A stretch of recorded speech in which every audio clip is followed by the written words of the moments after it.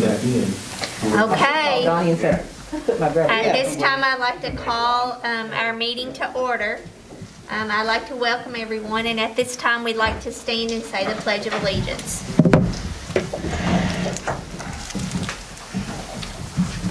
I pledge allegiance to the flag of the United States of America and to the republic for which it stands, one nation, under God, indivisible, with liberty and justice for all. A reminder to our visitors, if you'd like to sign in, there's a sign-in sheet here.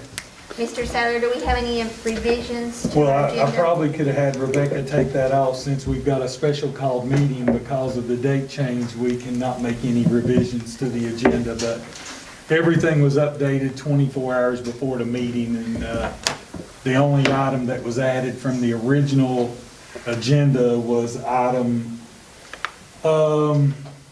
F under consent, which came in yesterday. It was added yesterday about 3 o'clock, so we got 24 hours before the meeting to make a change. So we're good to go on the agenda. Okay. At this time, we have a facilities and a construction update. Guess we'll start with the Area Technology Center and just, Jeremy, we have Jeremy and Kenny both here from Codell. So you guys, you've got the floor for the next few minutes, as long as you need.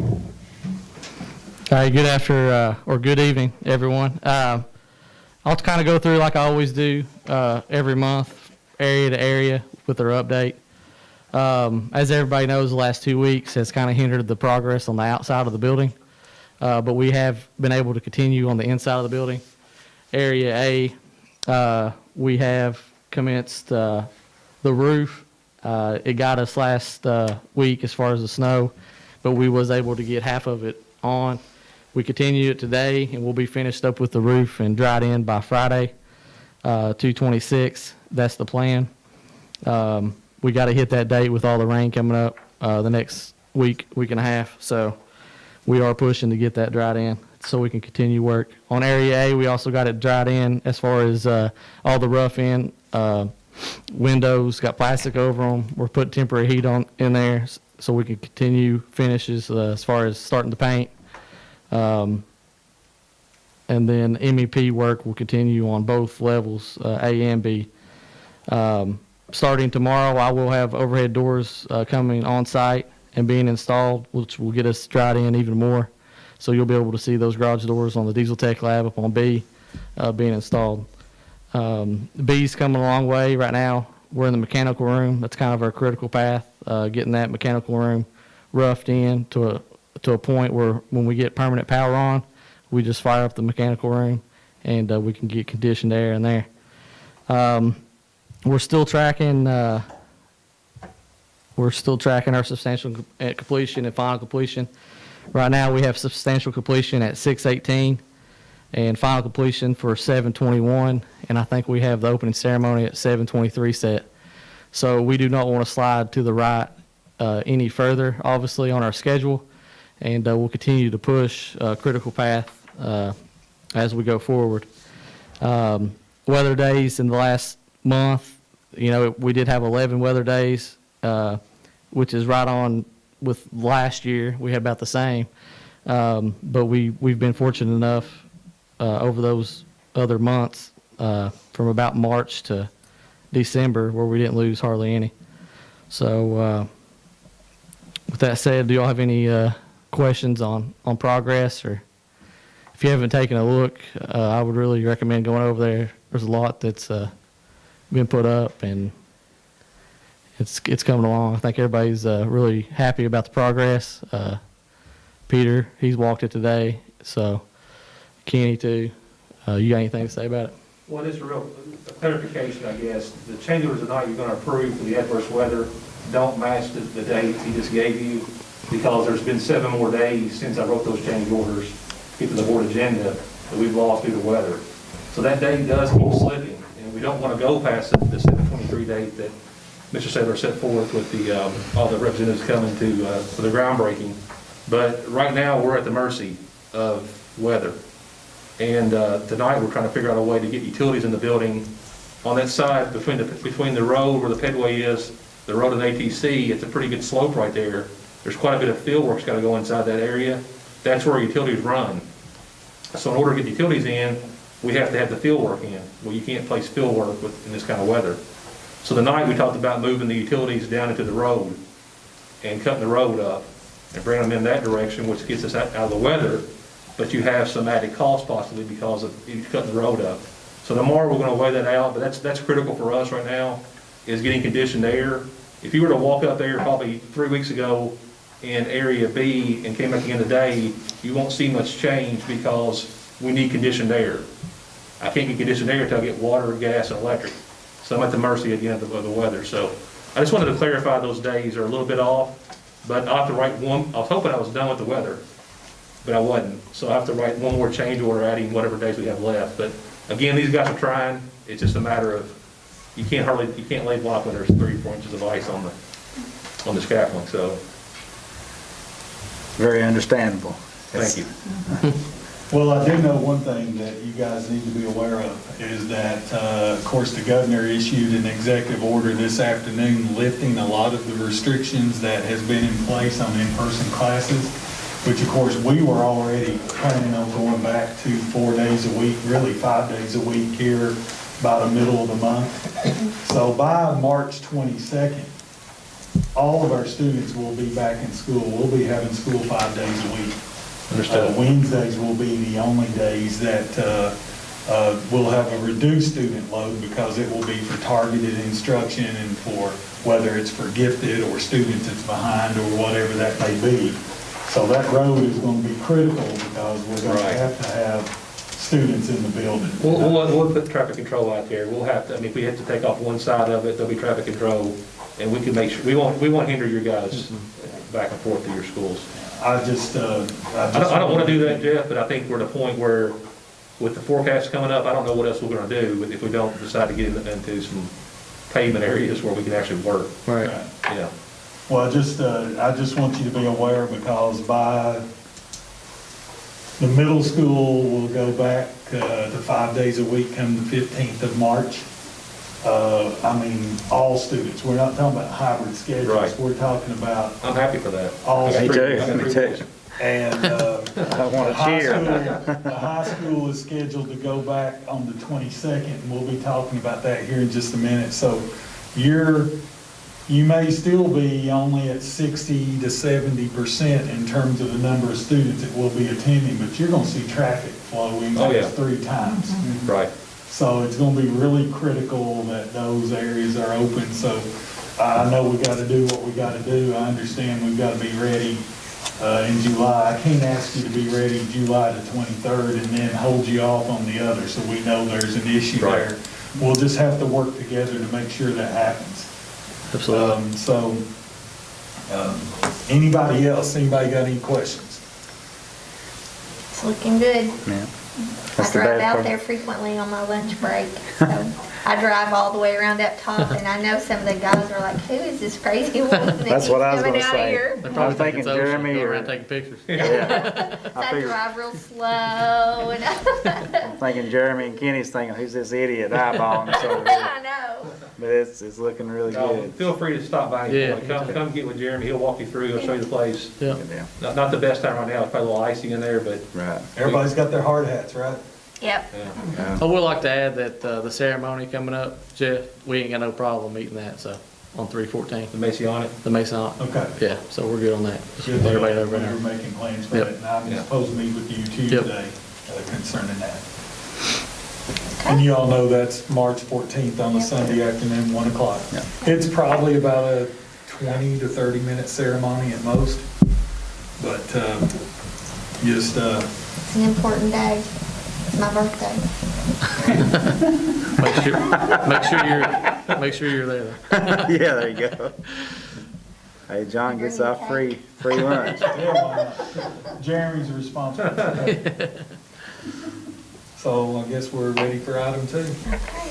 So we have approval for pay application number 17. And if you look under your attachments, you have that. Yeah, Jeremy, if you don't care, you can pull those up as we go. Mine's loading a little slow, but I did get this one up.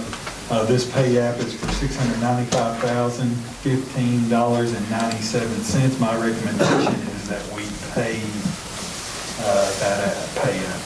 Okay, do we have a motion? I make a motion. Do we have a second? Okay. Any discussion? All in favor? Any opposed? Motion carries. Okay, now we have change order 2 through 3 and 3 through 6 for approval. So I'll kind of walk y'all through that. 2-3 is Standiford Builders. And 2-3 represents PR number 18, 19, 20, and 21. I'll try to go through each one of those right now. PR 18 is pave and replace the curbs at the Parent Loop. The current project only had us going so far up that Parent Loop, but with Mr. Saylor and Peter's team, we felt like it'd look a lot better for the ATC building and for y'all's campus if we continued that paving and curbs all the way up around the Parent Loop. That's also the bus loop towards the center and the staffing parking lot, and also in the back of the awning there where you have gravel currently right now. It's kind of chopped up. We'll be replacing that also. So that's kind of all. They're separate, but it's lumped in as 2-3. It's going to be of each of those roads. 3-6 is also for Rising Sun Developing, and that's for PR 18, 19, 21. 21 is add sidewalk at the staff block connection. Mr. Saylor, that's coming out of Area B there, where we didn't have any walkway for the teachers coming from the parking lot to the building, so they can have access in that side door. So that's PR 21. PR 13 was for the steps at the adult admin access in the front of the building. So if you go in the ravine where the retaining wall is in the building on Area A, north side, you walk up, there wasn't any steps there, so we added that. And then if you want me to go right on to Let's do that one first, Jeremy, and then we'll go on Okay. to Go ahead. 8.4, which is 8.3, the Lake Cumberland Agreement. Right. Yep. Real quick, just so Carrie, you and Tammy will know, when we first designed the Area Technology Center, we were not sure exactly what price tag that facility would have. And then once it came to bid and there was some favorable bids, we accepted alternates for that back parking lot. And once we accepted the alternate for that back parking lot, it made all the sense in the world. That's where the staff probably needs to park at. They don't need to park in front of the building. Well, we just sort of caught it after the fact. I was sitting going through plans and said, well, if the staff's gonna be parking back there, they're gonna have to walk all the way around the side of the building to get in, and there's that door right there. So we think that it's best to go ahead and connect that and add that sidewalk. And also down at the adult ed, what will be the Success Academy, those two classrooms right there in the front where that office area is located will also be a great place if we have colleges that's wanting to offer night classes or those type of things, then they would have their own entryway into that area. You don't have to open up the rest of the building in order for people to use that, so they needed access to that point. So we felt like that's the reason we wanted to go ahead and add those steps at this time. And third thing, it was always the intention of the board, if everything went well, that's why we hired Codell to be the construction manager. If we could get by this project without eating up our contingency, we needed to improve all those parking lots. So everything, the entire road now, up in front of the ATC, all the way up on the Parent Loop, back behind the awning, and all that's gonna be cleaned up. The ditch line back there that's always a mess will now be a concrete ditch line. It'll be fixed to tie directly into the new softball, baseball road that goes in this high school project. All the Parent Loop, there's been a lot of problems with water drainage and stuff in that Parent Loop and stuff. All that's gonna be corrected with new drainage. The only blacktop that won't be new is the blacktop that's right directly in front of the middle school entrance because it's really not damaged. And what we will do there is, once we get all the blacktop down, we'll also have them just seal that, restripe it. So everything will be brand new. All the parking lots, everything, traffic fixed. So that's what these change orders are about. We've been very good. We've not had very many change orders. This is, what, close over $300,000, a little less than $400,000, but that's what we always knew we was gonna use that money for. So let's go ahead and fix it right.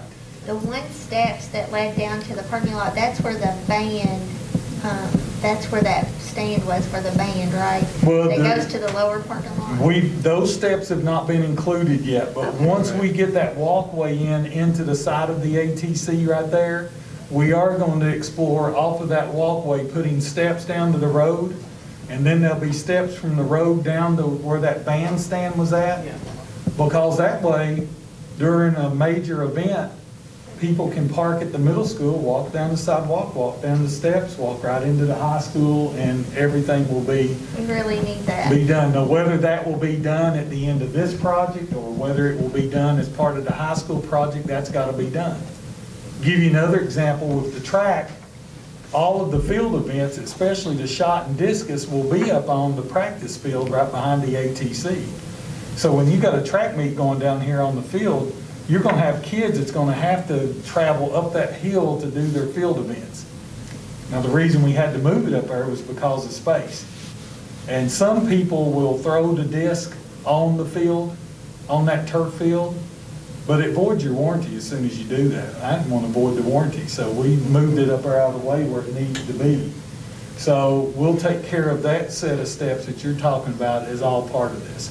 It's all part of the grand master plan to include the high school as well. So my recommendation is to approve those change orders for the parking lot improvements. Okay, do we have a motion? We have a second. All in favor? Any opposed? Okay, motion carries. Now, Jeremy, the Lake Cumberland, Yeah, so we've discussed where we've replaced Rogers Aluminum and Glass. They went out of business. We've probably spoke about this a couple meetings now. This is just the contract for Lake Cumberland Glass coming in and taking over for Rogers. This is just the KDE paperwork. Yeah, what it'll be is there'll be some more paperwork coming through probably on this. Right now, KDE hasn't even addressed that Lake Cumberland is a bid package for us. So right now, we just deleted the Rogers Aluminum amount, and then there'll be another change order that'll take that same 192 and they'll add it to Lake Cumberland. So that tender agreement we made with the bonding company on your all's behalf is just these amounts right here. It's all KDE paperwork. and I think it's just a matter of crediting $192,000 on one Yep. contract Correct. and putting the next $192,000 back in. It's a no-cost change. when it's all Correct. done. Yep. Yeah. My recommendation is to approve that tender agreement with the bonding company. We have a motion. I'll make a motion. We have a second. All in favor? Any discussion? Motion carries. Now we got Bill Meck for the change order. Inclement weather. All right, so we need to approve change order due to inclement weather. I'll take it. All right. So the change orders you have from the contractors, 2-4, 3-7, on down to 15-5, are no-cost change orders. We do that intentionally in the bid, so you don't pay for the premium up front on overtime, but it lets the contract extend based out on dates. Therefore, these guys aren't penalized for being there longer, okay? Now, from a Codell standpoint, we're a professional service, so our contract allows, with KDE, allows us to bill for those days because Jeremy's on site most of, if not all the time, during those inclement weather days. So, in a nutshell, we had 27, I think it was 27, forgive me here, I forgot what it was. Yeah, 27. 27 days for the adverse weather conditions, and that's the second billing that we've had of those inclement weather conditions. We had one back several months ago, and we'd like to let them gather up and accumulate, and we'll try to bring back one last one. Well, like I said earlier, we've had more snow days since then, so there'll actually be one more, okay? And then just real quick, the revised potential completion date for the building work, again, is on this change order 6/10, and then final complete on 7/13.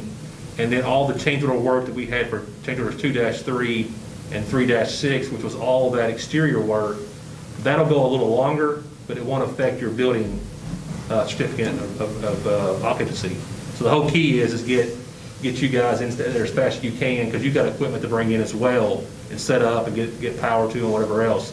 So we kept those separate. So everybody except for Rising Sun and Stanford are working off that 6/10 and 7/13 date, and Rising Sun and Stanford on the exterior work are working an extra month. And that's getting your bus loops done and your parent loop and all that. And we're going to do our best to get done before then. The faster we're in and out, the better, more money we make. So that's the game plan, but we had to give them time for $400,000 of work. That's a lot of work to do and for no time. We have approval for the inclement weather change order. Okay, do we have a second? All right, all in favor? Any opposed? And I just want to let you all know, we have construction meetings monthly. We're starting to have construction meetings now bi-weekly for this facility. Pretty intense meeting this past time, Kenny and Jeremy. They run a pretty tight ship. Contractors have been told up until this point, they're really not forced to issue in terms of weekends and stuff like that. But, you know, if you don't work Monday and Tuesday and it's pretty Wednesday, Thursday, Friday, and Saturday, they're making the point now, hey, you can work Saturday to make up for some lost time as well. So I know Kenny was pretty adamant with them that it's time to pick up the pace in order for us to meet that. So, Yeah. So your masons didn't work yesterday, but because of the ice on top of their boards and all that, but they committed to working Saturday. So that ball's rolling. Let's just hope and pray the rain stays away on Saturday like it's calling for. But if it doesn't rain, they'll be here on Saturday. so they're after it. Just want you to know we'll be good as long as we can get in the building. I mean, if we have to put sod down after school starts and stuff Right. like that, you know, that's not critical, but it's critical path to be able to be in those buildings with students. So they understand that. They're a good partner with us, guys, so I appreciate their efforts. Thank you. All right, moving on, we have the bus garage and an update there. Jeremy, if you don't care, hand the microphone to Peter there.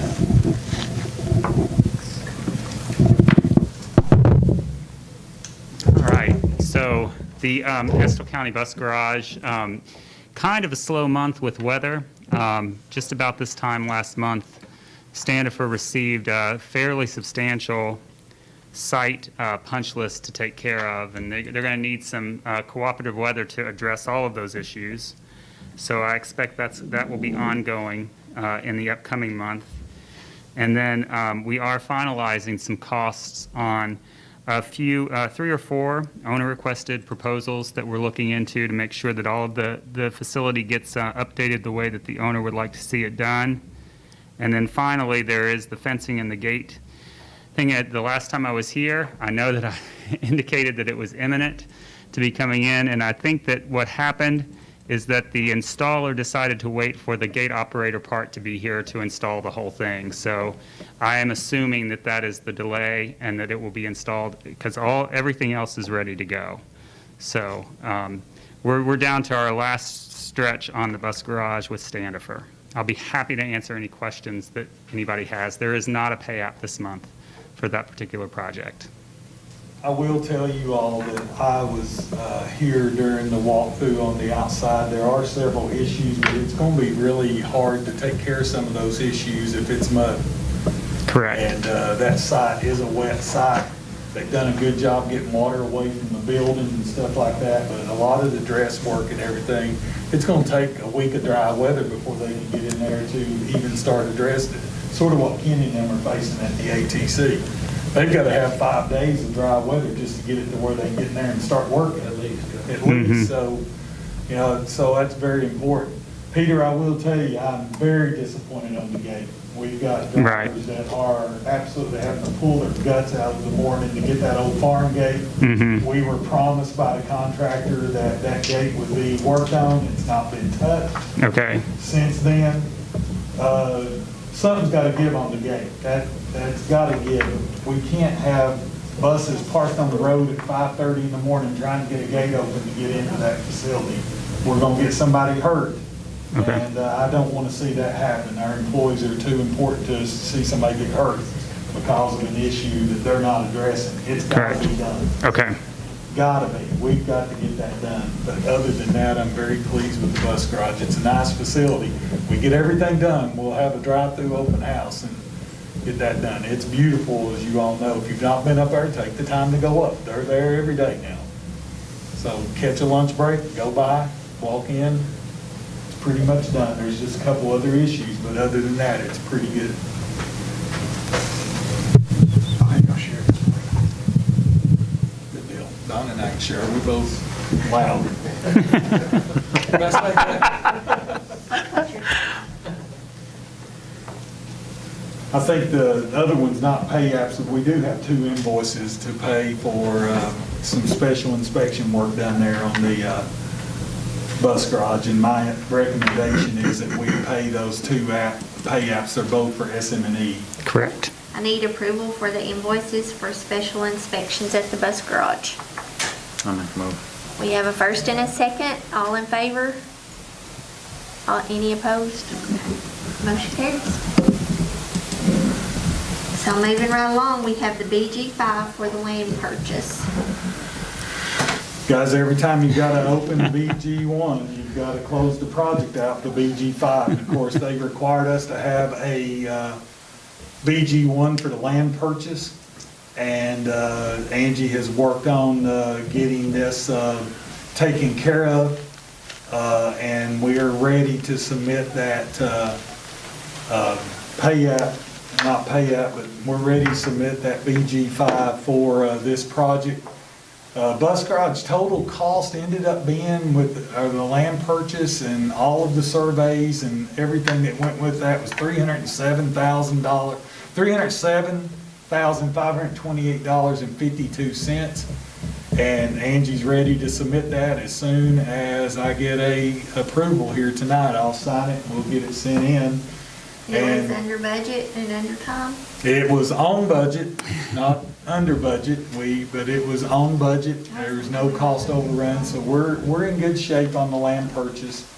It was a little bit under purchase in terms of what we originally thought the land was gonna cost, but there was some survey work and stuff that we tied back to that project that allowed us to zero it out at $307,000. And Angie's also ready to submit the BG5s on Estill Springs and the roof project as well. We had to hold off on those a little bit, but they're all 3 ready to be submitted and will be submitted here within the next week. And what that allows us to do is it allows us to close out the bonding for Estill Springs and the roof projects. And then, of course, this particular BG5 here is part of a bond sale that had 3 projects. The bus garage is also on this and the ATC is on this as well, but there'll be 1/3 of those BG1s closed out. So my recommendation is to close that one out and it's ready to go and be submitted. Just a second. So do y'all know about the land that he's talking about, right? Is it across the road? Yeah, I was just gonna make sure, Well, if you it's didn't mind, both give a sides of the 5-minute road. reference to that. It's both sides of the Yeah. road. We bought the land that's behind, that joins up to the football field, Yes, and then we bought across the road too. Yeah. the only piece of property we do not own is the house that sits on the left-hand side of the road on Engineer Drive. The first No, one. yeah, when you turn in the it's first right entrance down- there. Yeah, when you Yeah. turn in the first entrance on the left-hand side. Yeah. Where we just tore down the old house, the house that's beside it, Yeah. that was already sold off. One on the right. The one on the right's gone. Yeah. It's torn down. So all that property's been taken care of. It's 120 acres plus. So the reason why the board made that purchase is that some point in time, long after, I hope I'm around to see it, but at some point in time, there will need to be probably a middle school built. So there's 120 acres directly across from the high school that has plenty of room to build a middle school. Heck, you can build an elementary if you want to. There's also 13 acres that's on the other side of the road that joins the football field. You know, so And it's flat up on top, so you Yeah, can there's build a about- school up there. That, what, 7, 8 acres up on top? Mm-hmm. So I mean, there's land up there, you can do something with it as well if you ever decide to Okay, do since we're something. discussing, do we still own all that land behind the high school, like to the, No, out to the coal wash? We don't? no. It's been gone for years. That was sold off years ago. I know And, we used to that we had the biggest campus in the state, but We only own to the top of that ridge. Everything after you go down off that ridge on the other side has been sold. I don't have a thing to say about it once I retire and I leave here, but I would hope that in the future, whoever's sitting on this board, hang on to that property. God isn't making any more land. And the fact of the matter is, if you knew how hard we had to look for a spot to build a bus garage and look for land, I mean, we took a year and a half trying to find a piece of property. And now it's there, you can do whatever you want to with it, as long as you hang on to it. Once it's gone, it's gone. And so that's, And we're really landlocked, I mean, in the community, in the county, so we didn't have a lot of options. there's not a lot of options in terms of building. And I mean, no matter what you do, there's always gonna be the pyritic shell, it's just part of Estill County. You're gonna have to deal with it, so, it was a great purchase for the board for, and listen, we're very appreciative of the family there. You had 2 families there that said, property's probably worth a lot more than we paid for it. But they said they wanted to do something good for the school system. And so it was a heck of a deal for 120 some acres of property, plus it takes care of everything. Now, we don't own the houses, they still own their homes in front of the building, but now they did say if, once they're ready to do anything with that property, the board will have first right of refusal to buy those homes if they want to buy it. So there's possibility there in the future to own all that and not have to worry about anything. So we're very appreciative of Vivian and Carolyn. Well, they have a connection to education. One's a retired educator and the other one's worked in the education system. Yep. But I just want to make sure y'all knew about that. Yeah, I mean, it wasn't as smooth a process as we'd hoped in the beginning, but it was definitely good to acquire that land, so. Well, it took once we decided to buy it, it took almost a year to get all the paperwork done and everything. That's one thing you'll find out about KDE, nothing is easy, especially when it comes to facilities. We made trips to Frankfurt. Well, I had to go to the state board. I had to go to the state board and ask for a waiver to buy that property. Because it exceeded a certain percentage of the cost of the bus garage that we was gonna build on it on the time, and so it was a real process, so.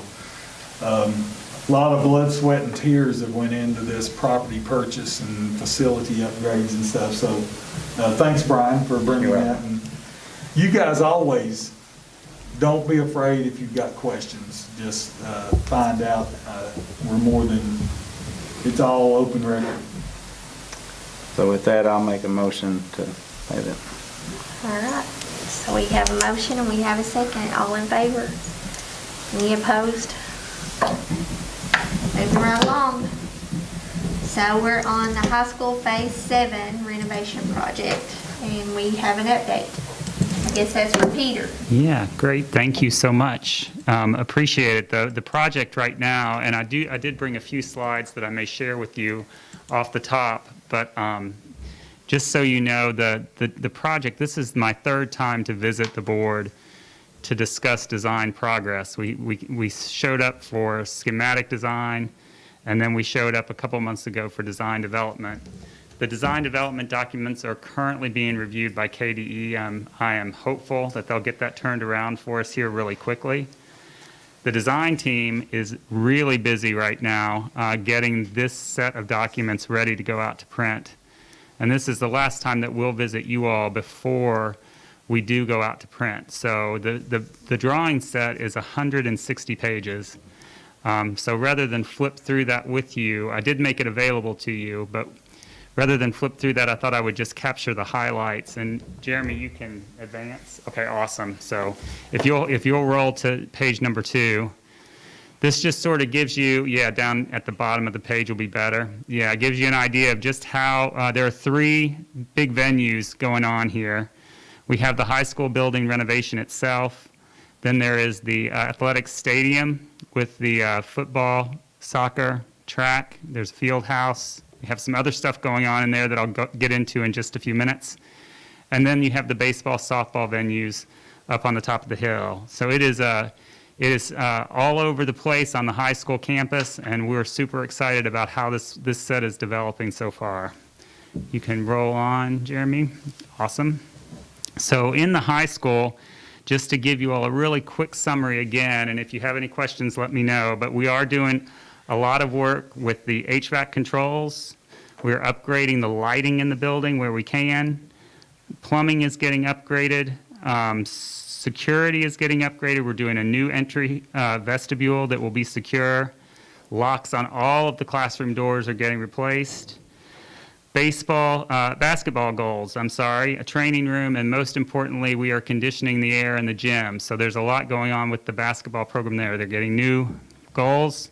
They're getting a new training room outside of the basketball court venue, and then we're also going to be air conditioning the gym, which is great news for you guys. And finally, Peter, before you go on, can we zoom in and show them the secure entry? It's that slide right there, Jeremy, that you got up, but can we zoom into the office area? Yeah, so this will be a little bit harder to read, but yeah, you can zoom on in there if you'd like.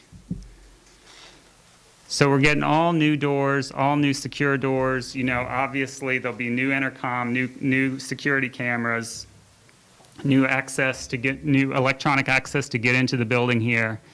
We're building the wall at the back of that vestibule there to keep people who get in the front.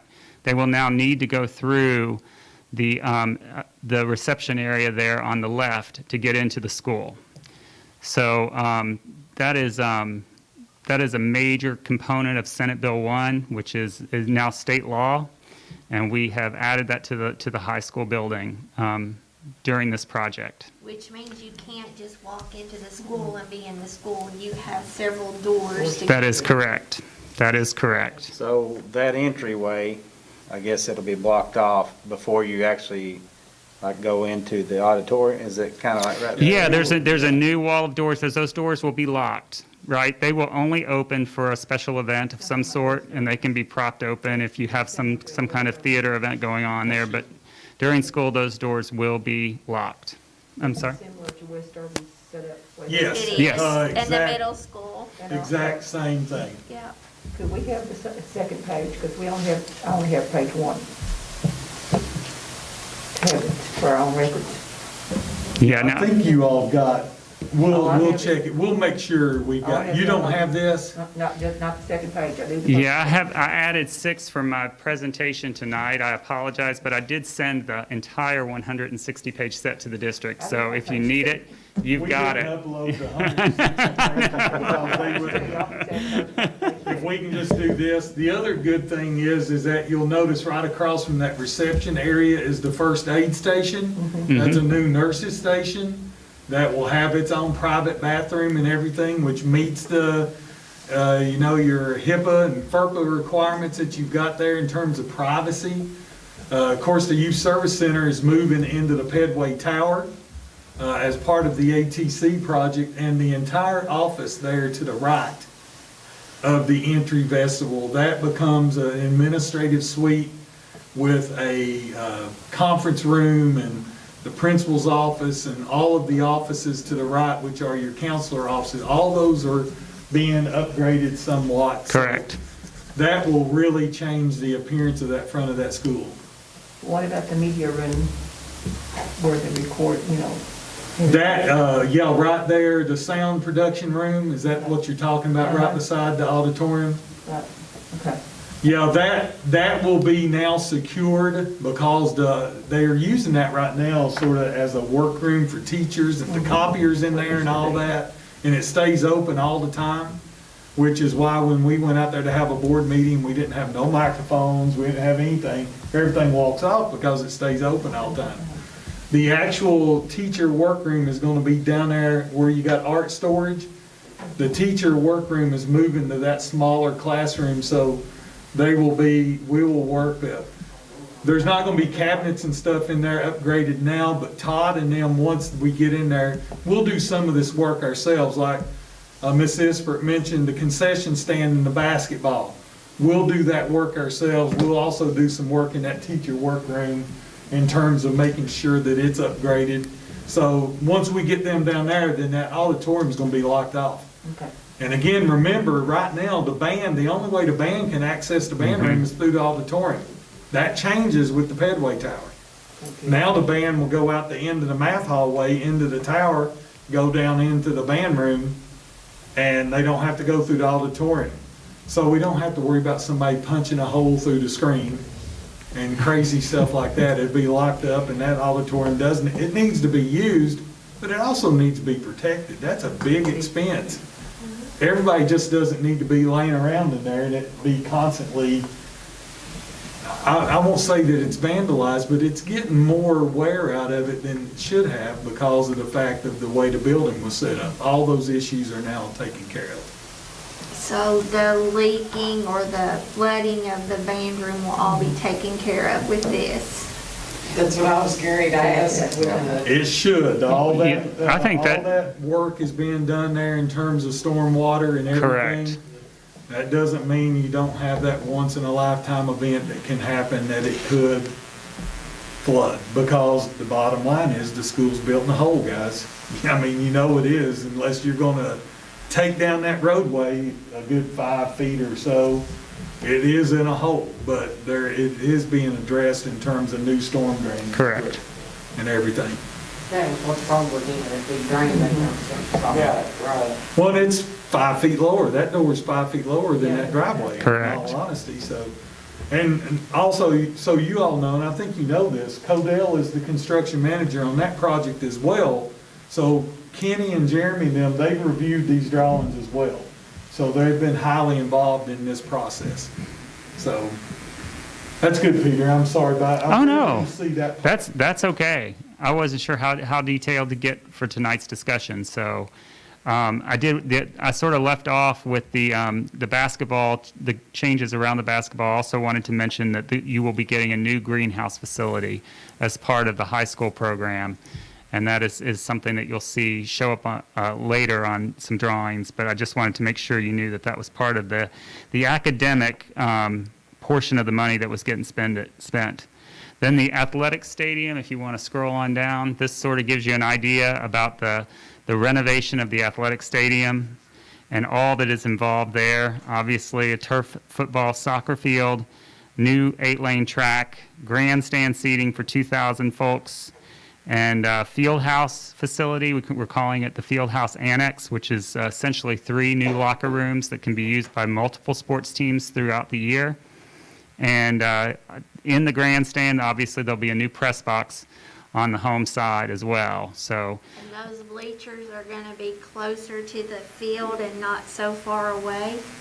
Yes. yeah, You only have the track. only the track will separate. So I'm not trying to wear you out with questions, Peter. No, it's okay. So, we're spending well, I shouldn't say we, our county, our folks here that live here, invested in all this, that are spending a lot of money towards this facility. So, you know, and I'll be the first to say, normally when I go watch the football game, I stand on the track to watch the game. The only concern I have is a lot of people gather around. Sometimes it's people do it. I'm not casting stones. It's just people throw stuff down, and so will people be allowed to stand on the track and watch the game, or will they be? Is it kind of walled off? I guess what I'm asking. They'll be outside the fence. They will not be allowed on the track. Okay. That is correct. That is by safety design, because our facility was built so long ago, it wasn't designed that way. But as you go to places that have built new facilities, nobody's allowed inside that fence other than the players and participants. Correct. So there'll be no standing on the track or sitting chairs on the track. You notice that we've had some situations over the last couple of years during soccer matches where you've had fans that's gotten into it because they're down there on the track. There's too much interaction that's went on with players. We've had players that's been harassed on the field. All that stuff goes away. So this meets all of the KHSAA requirements for a facility that can host athletic events. And so, And this field, will we be able to host a band competition on this yes, field? Mm-hmm. you'll be able to host a regional soccer, which nobody else in the 14th region can except for Perry County. Central. You'll be able to host sectional soccer on this field because I think you'll be able to get a waiver for that because there's a site specification for sectional soccer, but most people cannot meet it because it's just space. High schools are limited to space. So all this stuff, and you know, we made sure, Brian, so you'll know, and I'll just point out here for everybody, as you come into this stadium, there's a lot of sidewalk area, and we made sure there's a lot of area here. This is a lot of area. This is probably 18 feet off that fence. It's 15, I think, yeah, but yes. That people can stand in this area, they can stand in front along the fence, this area here, there's all kinds of standing room. You got the same amount of space. You know, on the visitor side, there's space over here for them to stand as well. So you've got, there's plenty of room for people. Plus the stands are going to be closer, so you're going to have people that's not going to care to go in to the stands and actually sit and watch the game. I prefer them sit in the stand, and I needed to be one of those, you know, but I just hate it because so many, you know, a lot of people just don't take care of what we have sometimes, and next thing you know, trash is everywhere. And Well, there'll be field access only at certain places. Of course, game management would have to take care of all that. Notice that you've got some steps here, or this sidewalk going behind the stadium. This is for storage back here. There'll be storage underneath for all your track equipment, for any mowers and equipment that they're sort of like units. It's almost like storage units that fit back in each one of those slots. So there'll be storage. You got to have a way to get it out, and that's why that is there. But we've done a lot of work to design this to make it fan-friendly, but most of all to make it safe for participants and to make it safe for our umpires and make it big enough that we can host some of these yeah. tournaments and band competitions and We'll all be those able to things. host a regional track meet. We'll be able to host a sectional track meet. It's first class. I mean, you won't have anybody in the 14th region that's got a better facility than this right here. It'll be top notch. You know, Matter of fact, I think it'll be the best facility. I hope so. I really do, because you go to most places, they don't have track and everything right there together. And then, of course, with this entrance that we've got, you've got the grand entrance here, the caboose will move up to this area. This will be like a grand thoroughfare that fans will be able to come into the game. If we've got a tennis match going on, they're going to enter here. They're going to be able to walk up their steps up to the tennis courts. Of course, there is a gate here in case we have somebody that's handicapped that can get in on that level, but they'll come in and they'll be able to access this. Fans that's watching tennis will come to the restrooms. So everything ties together as one big facility, and I'm telling you, it's basically a all-in-one athletic complex for those for that venue. So it's really done a lot of work on the parking lot area. There'll be some upgrades in the current field house, but we can't touch it too much or we're going to be in trouble. There's just a few doorways and stuff like that. But our maintenance guys will take care of things like lighting and those types of things. So, and then of course the greenhouse is right there, Peter. Correct. It's on Plan South, just at if you go there, that's the new location of the greenhouse. It's a longer, narrow greenhouse than what you have now, but it's more space overall, and it is situated really nicely on the site. Here's your tailgate parking that we talked about. We moved it to this side, so you'll have the parking spaces here that face the stadium. They'll be able to do whatever, you know, the high school will in terms of how they want to handle that area, but you've got about 20 spaces inside here for, you know, your tailgate parking area. So, Is that like then- a terrace, Mr. Saylor, right here, this little, that is just a walkway. Okay. This is notice the ground's different levels. You Right. got steps here. You do have in front of the concession, there's walkways here for everybody. Your caboose or your Traffic arm. traffic signal, Yeah. you know, for the train, yeah. it's gonna move here, so move down just a little bit, Jeremy. That way, a little bit more. The way this is set up, this is our home locker room, so when our team comes out of the locker room, they'll come here. You can put the cross arm down, they're gonna cross the track and go onto the field. So it'll give you a little bit of atmosphere with that. They're going by the caboose and all that. The visiting team, you will lock this off. The visiting team can dress in these two locker rooms. They're gonna come out the other direction, come off to the field, so the teams are separated. It's well thought out. Peter and them, they done a good job with design. I'll give Michael a lot of credit. Michael and I spent about 2 hours one day Yeah. with Peter, just making sure that we had good access. You'll have seating for the tennis courts. never had that. Never had that. I mean, it's Top notch. top notch. I mean, listen, you're getting the bang for your buck in this facility for sure. And y'all talked about band competition before. I think that, obviously, we wanted that field to be where everyone could use it. Mr. Bowles said that y'all could have one band competition and cover for the most of the year. Instead, that eliminates all the other fundraising. And as Kenny and Jeremy were talking earlier, with all the new parking up there next to the ATC, I mean, there's no reason why we can't host or do anything we absolutely want to do from here on out, so. Peter, I had one person ask me a question about why do we change so much lighting? It's just because things are outdated and it's to be more energy efficient and save money in the long run. Correct? Those are the big answers, yes. LED lighting I is had a somebody huge, texting me, asking me, why are you changing all the lighting? so The yeah, payback on LED lighting is what, Peter, about 3.5, 4 years right now? that's about, yes, I think you're right. When you're replacing these old lighting fixtures.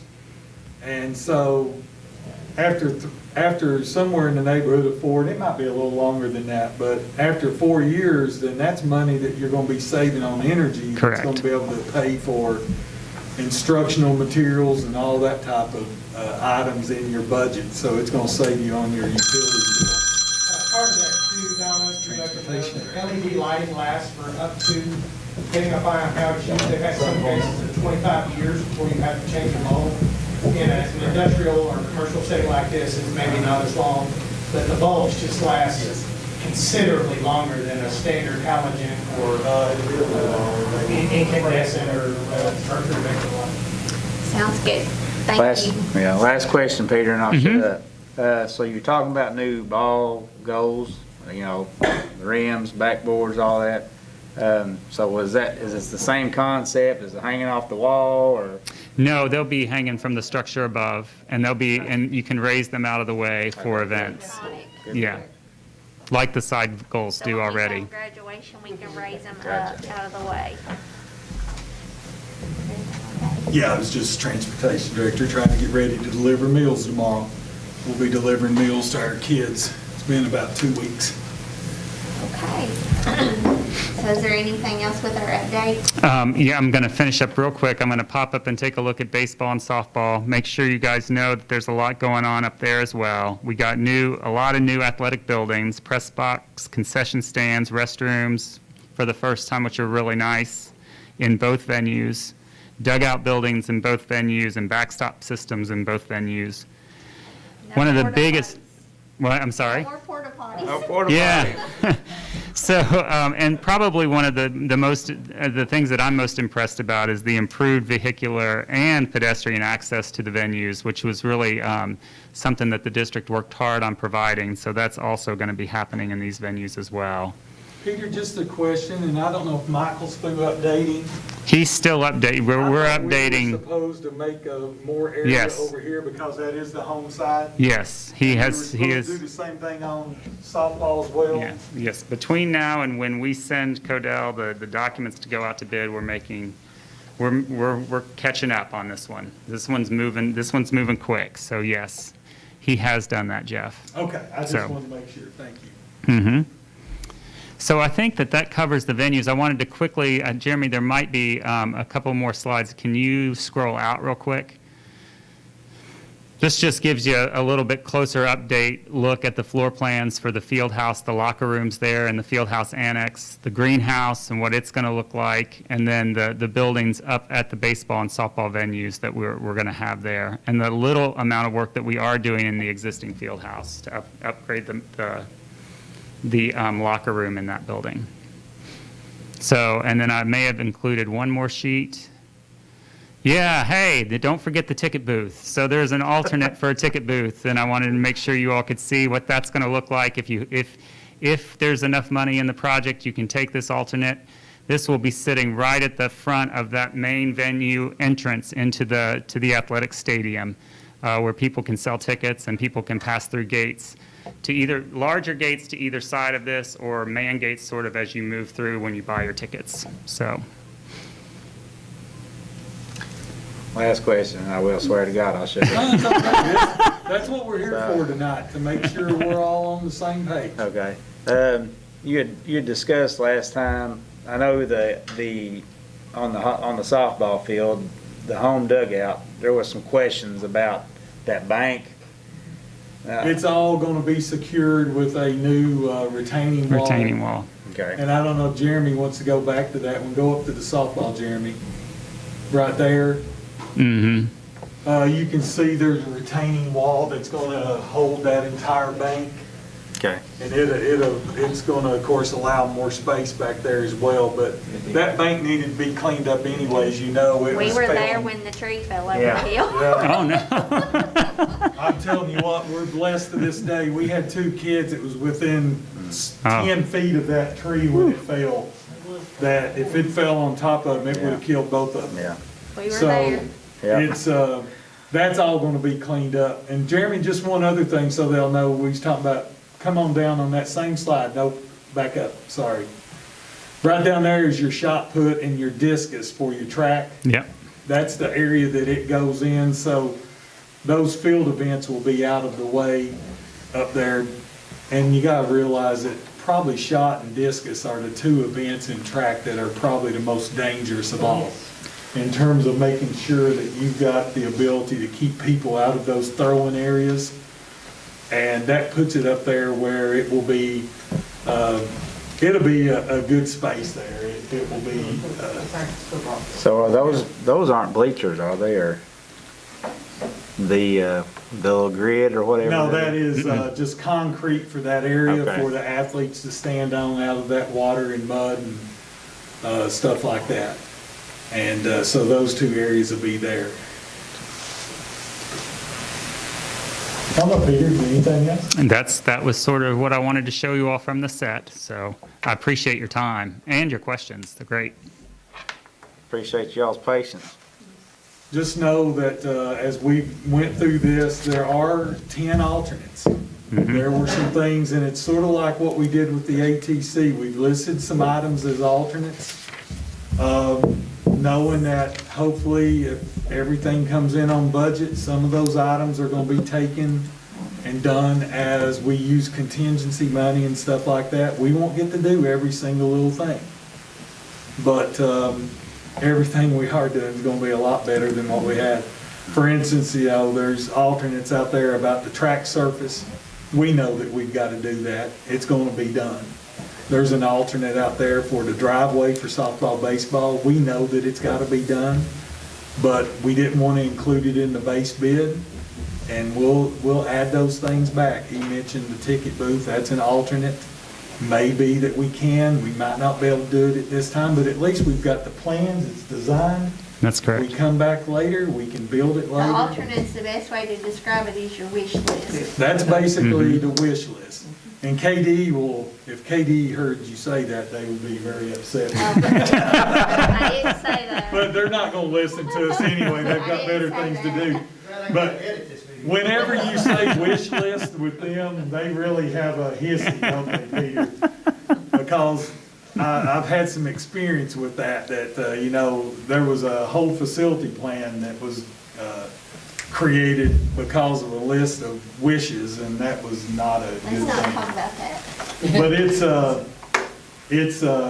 there are districts that do that, but they frown on that. But it's the things that we want to be able to do, and hopefully there's enough contingency money there and stuff to do it.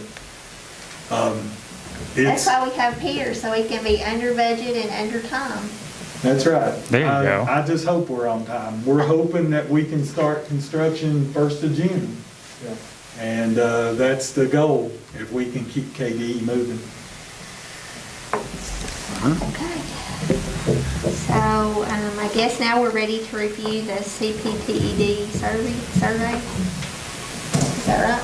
Yes, and that survey was added. You all had a chance to look at it. It's really just an environmental survey, and you look at the safety features of what's going on at that school, and that's part of the items. You'll see there's very few items there that is not checked or now that will not be addressed.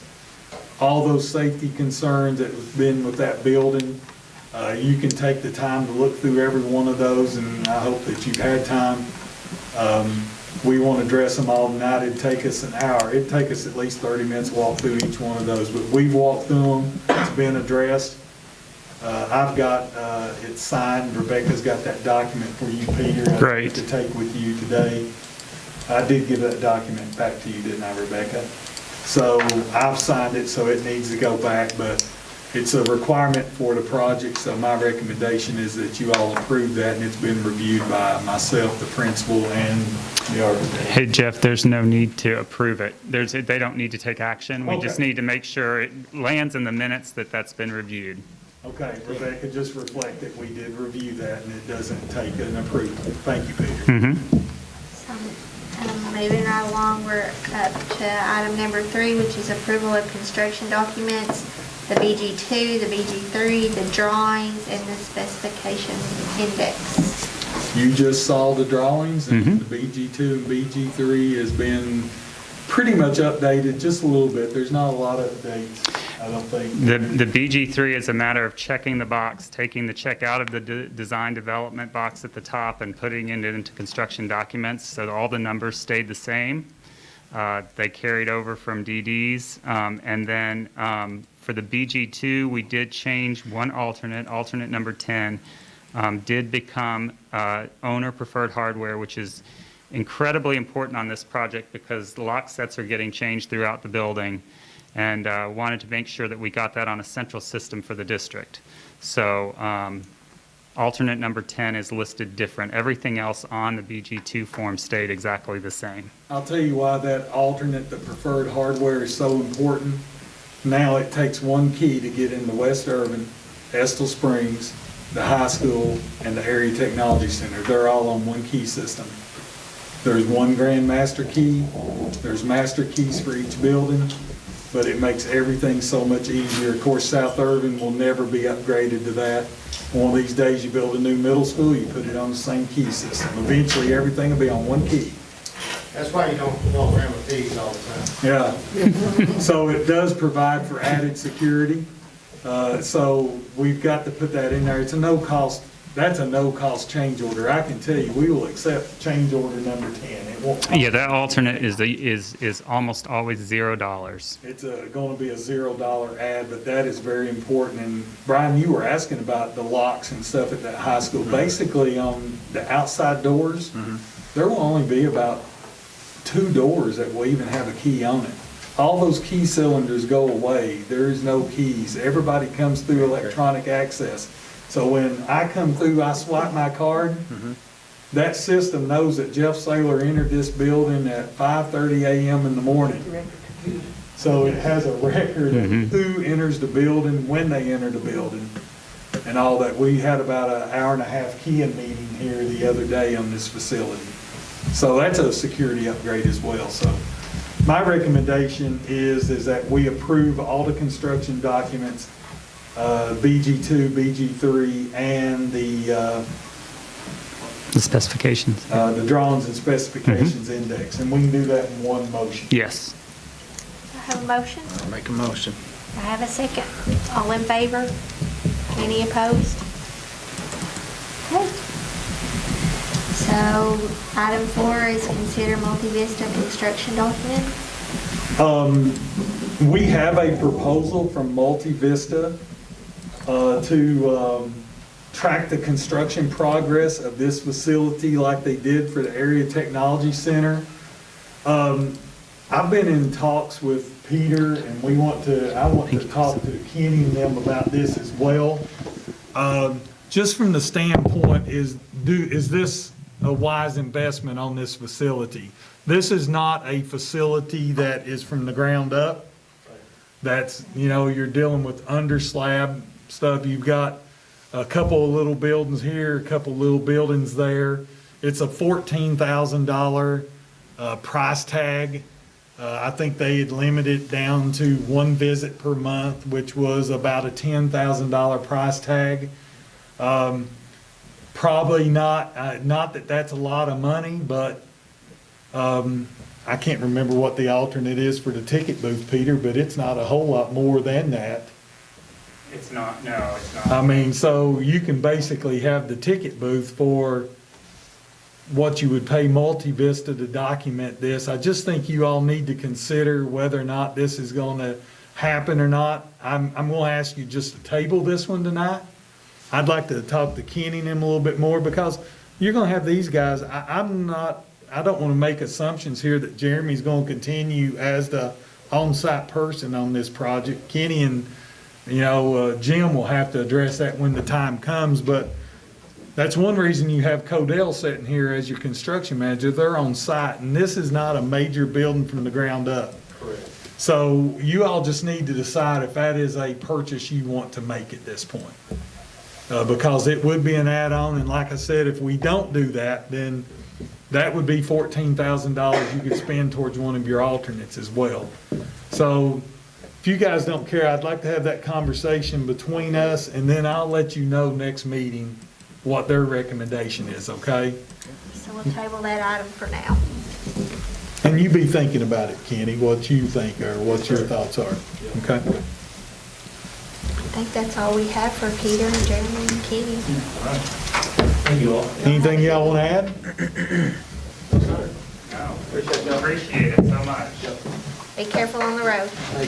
Thank you all, I appreciate you tonight. Thank you. Friday. Yeah, I'll see you Friday morning. Bye. Or is it Friday afternoon? Friday, 10, I believe. Yeah. Yeah. Thanks, Peter. Thank Bye, you so Peter. much. Be careful on the road. All right, you all take care. Hey, Peter. Okay, we're down to item 30 on our agenda for consent action items. Real quick, you've got the minutes, they're attached. You got the treasurer's report and payment of bills, along with your reconciliation statements. You've got two of those, one from last month, one from this month. It's just sometimes the board meeting hits on a strange date. The bank statement doesn't get here in time. It's not the fact that finance is dragging their feet. Sometimes it just doesn't hit on the right day, does it, Angie? So you've got both of those this time. We have our student accident insurance renewal. This is your insurance on your athletics.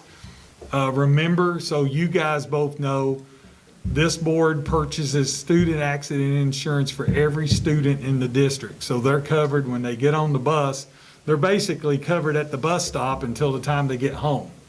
And you do pay an extra premium for that. You're only required to really have student accident insurance on your athletes and those participating in extracurricular activities. But what we have found out over time is it's not that much to add every student because the risk is so low. So that is in there this time to be renewed. There was some things that we did at the last meeting, but there's no changes in terms of those stipends and extended employment and classified and certified district support staff. But Felicia felt like that before she left, she told Rebecca and I, we need to get it on the minutes that you've approved those changes. I thought we did last time, but it sort of just slipped by, so there are no changes to that from what we had the last time. We reviewed it, we just didn't get a final approval. So I did just add that under consent. We have our second offer of assistance for technology, and we've already said in the budget we were going to take that. It's in the current budget, but I went ahead and put it in there for you all to be able to see, and that's just for technology. We get about $50,000 and we have to match that, so Angie has to make the journal entry in Munis in order for that to happen. So those are your consent items, and if you got any questions, I'll be glad to entertain them. If you don't have any questions, then my recommendation is that you approve those items. Would it open on, it won't open on my computer? It's a Word document, and Chrome, because Google and Microsoft are not the same company, there's a piece of software I'll need to install on your Chromebooks. I have mine open. I'll get it pushed out and it'll allow it. Which one is it, Jeremy? Or It's the, Yep. the School Construction Commission document. It is it says that it's a .pdf, but it's actually opened up as a Word document. Let me, I've got it right here because I've signed it to be submitted. Let me see if I can. Okay.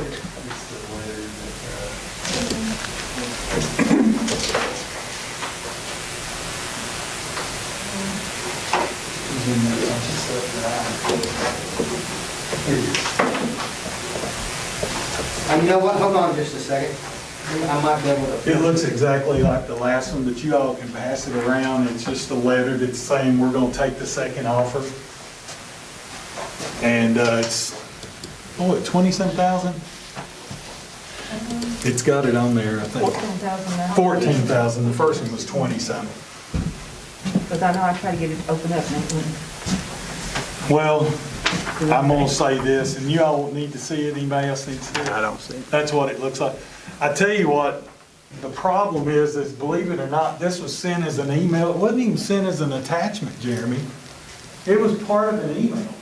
You know, what it is, when I look at the file extensions on it, it shows up as a PDF file extension and a Word file extension, and I have no idea which one it is.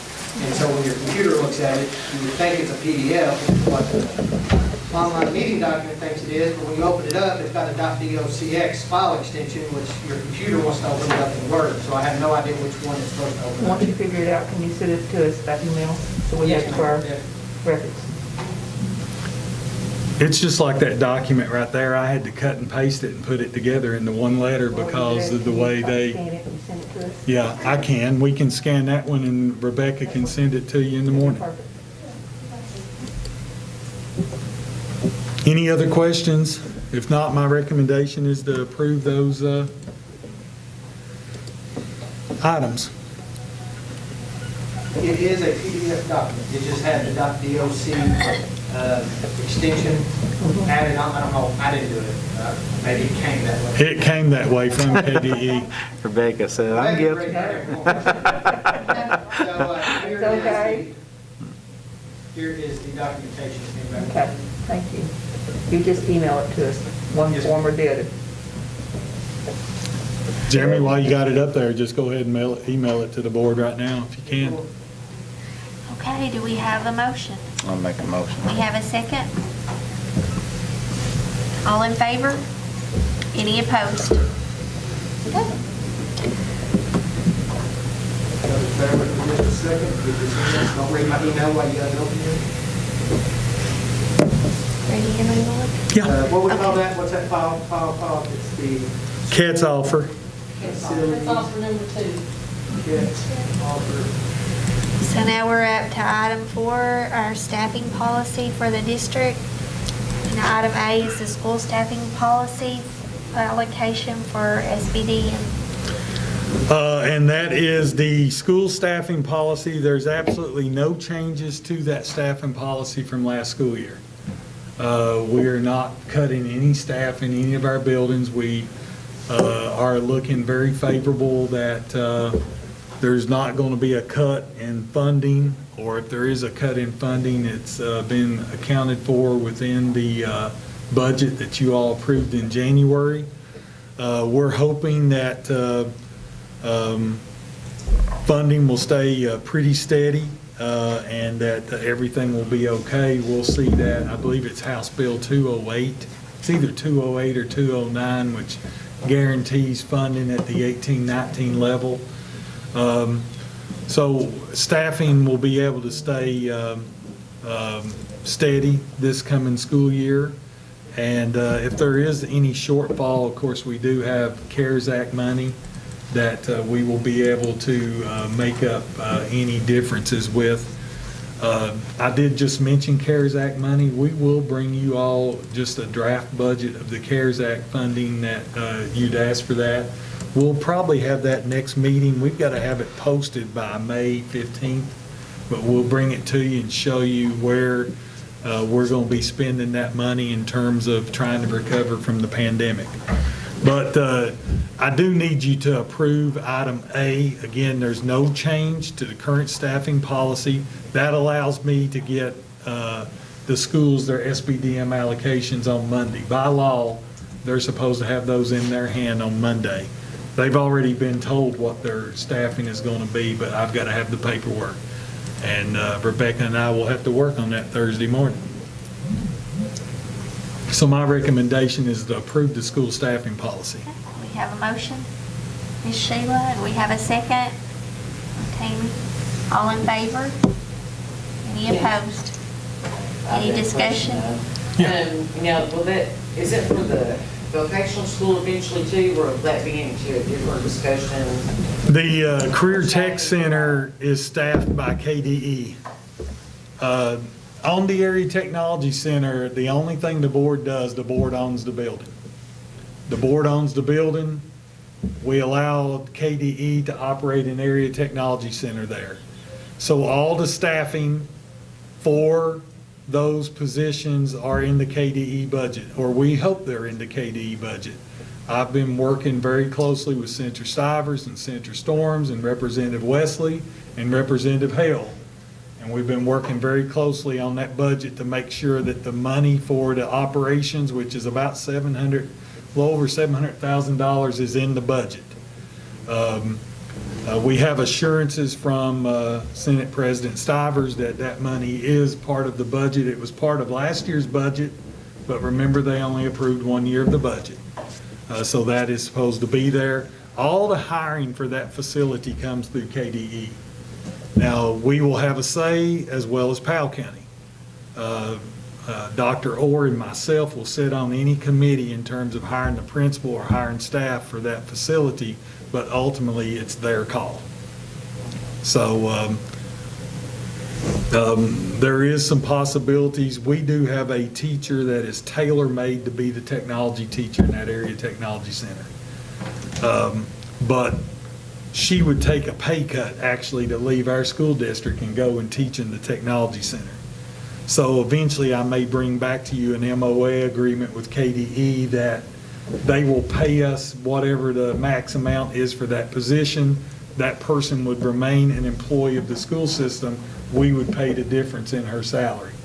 And it would be worth our while to do that because of the training necessary for that particular position. So there'll be some things like that, some little nuances that we may have to approve. But anything we do like that, Carrie, will show up on the district staffing policy, which is the next policy. I'm not asking you to approve that one tonight. I'm just saying that is the one that we currently have. And we'll go to that one after you've approved the school staffing, if you want to get an approval on that, and I'll talk about it in just a second. We just voted, I thought. Oh, you already voted on it? Okay, I'm sorry. So the district staffing, right now, it reflects all the changes you all made up through January. Okay, we made some changes then with Felicia retiring, as you remember. It reflects all those changes. And right now, based on CARES Act funding and some of the things that we're discussing, there may be some positions added. But Jeremy, if you can pull that one up for them, and I think they can pull it up as well. The things that are in green are just some changes in titles we made with Felicia. As Felicia was leaving and the hiring of the new transportation manager, the yellow one there is on page 1 is that STEM teacher. Now we had originally budgeted for this position, but what it looks like is that the Area Technology Center is going to pick up 90% of that position, if that works out for the MOA. But it needs to be in that policy. And you can see the changes we've made down through there. Right now, we've not hired back an office clerk because Rebecca has actually moved to the secretary as superintendent. So we've not hired back that office clerk out front. We're exploring some possibilities there. You got some items in purple. Those items are funded right now by the First CARES Act. So those are changes that's already been made.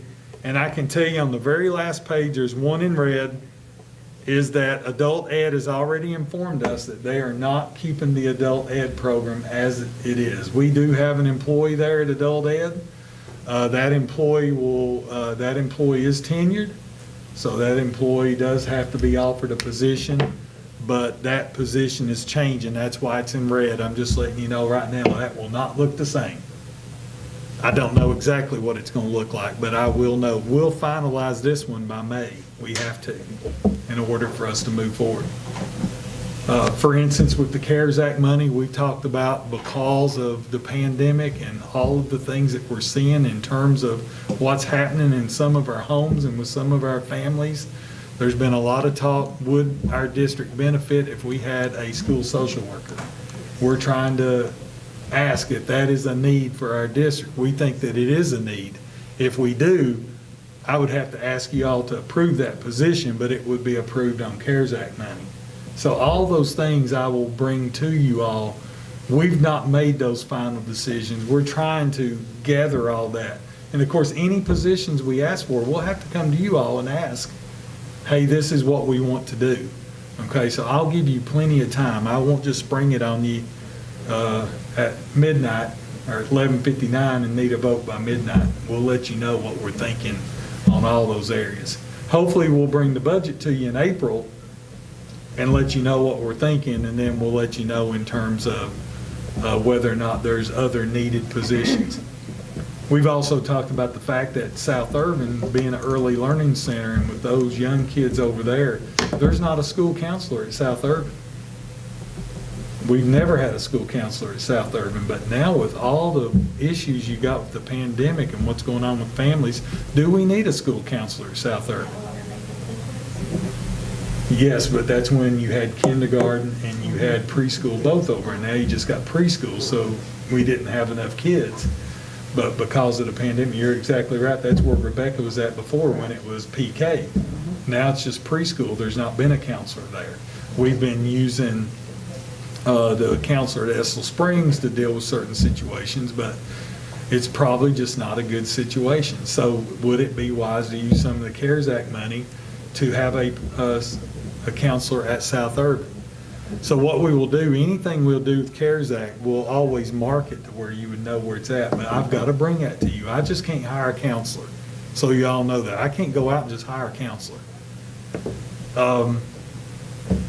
One of the issues with CARES Act money is that we've been asked to do things with ESS, with summer programs.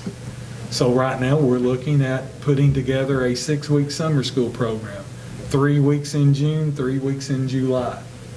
Well, we'll have to hire teachers, we'll have to hire bus drivers, we'll have to hire cooks as part of the summer feeding program, we'll have to do all those things. I'll have to bring those to you and ask you for those positions if we do that. So we'll have everything, hopefully by April, we'll have sort of a budget, and I'll tell you what we're thinking in terms of positions, and then we'll have to get everything approved by May so that we can get everything going. Believe it or not, we're working very hard right now on summer school, trying to get a determination on what it would look like. Because if we're going to have summer school, we got to identify kids, and then we've got to contact parents and see, are you going to let your child come? We're not asking anybody to attend 6 weeks, but we're asking somebody to attend 3 weeks. Either give us 3 weeks in June or 3 weeks in July to help make up for some of the deficit that we've got. So I'm not going to ask you to approve that one tonight. It just reflects the changes as they are right now. So if you don't have any questions about district staffing, we'll move on.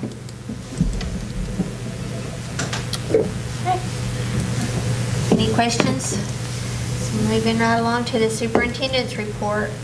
And first on the list, we have notification of personnel action. You have that. That is for your information only. And again, as we all know, we report personnel actions to you, but the board doesn't deal in personnel. We have our energy report there for you to look at. We really had a positive energy situation. We've saved a lot of money over the last 6 months. Of course, when you don't have kids in the building, you're not going to have huge energy bills. But now our January bill did spike because of all the cold weather. But right now in December, you can see everything that's in green. The only thing that is in red is the transportation center. That's because we didn't have a bus garage last year. So when you compare it to last year, anything's going to be in red. Same thing with Area Technology Center. We are having to pay for gas right now for temporary heat, temporary electric, so that is a cost right now to the board. But you can see all of our facilities, we have saved year-to-date 20% towards our utilities bill, 1/5. So I hope we can start spending some energy money, and we are going to here this month coming. KSBA Annual Conference, those dates have been changed. Now, Rebecca has checked all the motel rooms that you all reserved. They've just been moved, and all that's taken care of. We'll get everybody registered. Just wanted you to know again about the change in the date. Fundraising reports, those are just for your information only. You don't approve those fundraising reports. The only time you approve a fundraiser, ladies, is when it's a school-wide fundraiser. If every student in the building is participating, it's got to come to the board. If the football team wants to do a fundraiser, that's at the purview of the principal to approve that. And then the last one is school update and concern.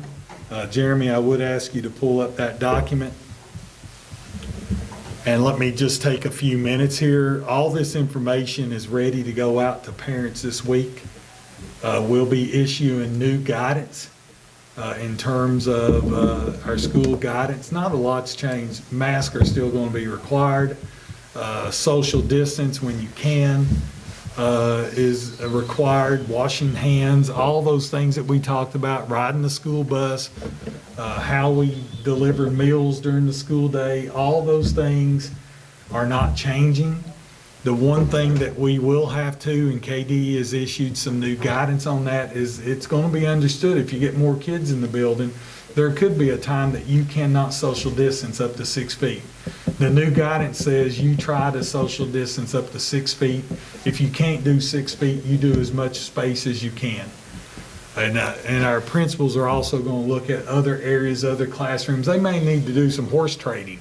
Somebody may need to move from one classroom to the next if they've got a bigger room than somebody else. But here is our plan.